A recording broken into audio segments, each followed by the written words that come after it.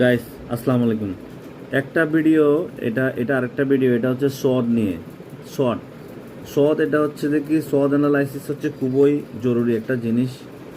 ধরেন যে কি, নিজের সেলফ ডেভেলপমেন্ট চাইতেছি, তাহলে আমি কিভাবে নিজেকে ডেভেলপ করবো, এটা SWOT অ্যানালাইসিস কিভাবে করব।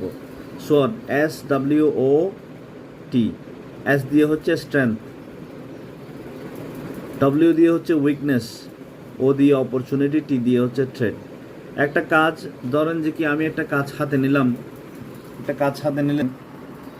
এই দেখেন স্ট্রেংথ, উইকনেস, বাধা আসবেই, অপরচুনিটিও আসবেই, থ্রেটও আসবেই। এই চারটা জিনিসের সমন্বয় থাকবেই কাজ করতে গেলে, এই চারটা জিনিসের সমন্বয় থাকবে। তো এটা হচ্ছে SWOT অ্যানালাইসিস। দেখেন SWOT অ্যানালাইসিস কীভাবে করব, কিছু স্লাইড দেখাইতেছি যেগুলো আমি করছিলাম।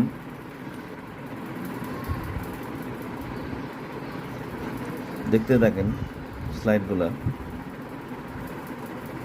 অপরচুনিটি আসতেছে, উইকনেস আছে, থ্রেট আসে।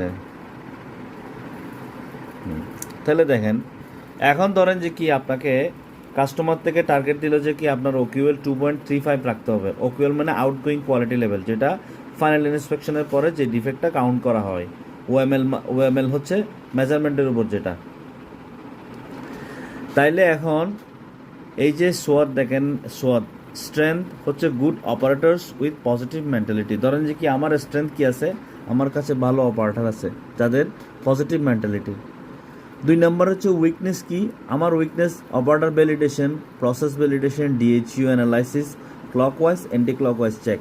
এই জিনিসগুলোতে আমার প্রপারলি কাজ হয় না। অপারেটর ভ্যালিডেশন করা হয় না, প্রসেস ভ্যালিডেশন করা হয় না, DHU অ্যানালাইসিস করা হয় না, ক্লকওয়াইজ অ্যান্টি ক্লকওয়াইজ চেক করা হয় না। 3 নাম্বার হচ্ছে অপরচুনিটিস। আমার কি কি অপরচুনিটিস আছে, positive mind for quality production. আমার কি আছে যে টোটাল ম্যানেজমেন্টের কি আছে যে আমার কাছে, যে আমার লোকজন কি কোয়ালিটির প্রতি কি কোয়ালিটি দেওয়ার জন্য কি কাজ করতেছে। নাম্বার 4 থ্রেড হচ্ছে কি টিমওয়ার্ক, যেটা খুবই অভাব, সেটা হচ্ছে টিমওয়ার্ক।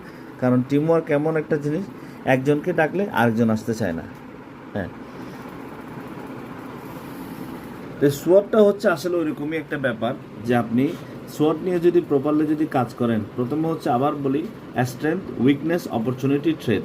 ধরেন আমার স্ট্রেংথ কি, ধরেন আমার কাছে ম্যান পাওয়ার আছে। উইকনেস হচ্ছে, আবার বলতেছে, উইকনেস হচ্ছে ধরেন যে কি আমার যে প্রপার যেগুলো কাজ, মনিটরিংয়ের কাজগুলো আমরা করি না।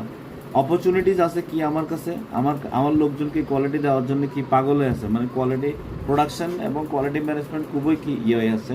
তারপর থ্রেড হচ্ছে ধরেন কি আমার টিম ওয়ার্কের সমস্যা। ধন্যবাদ গাইস।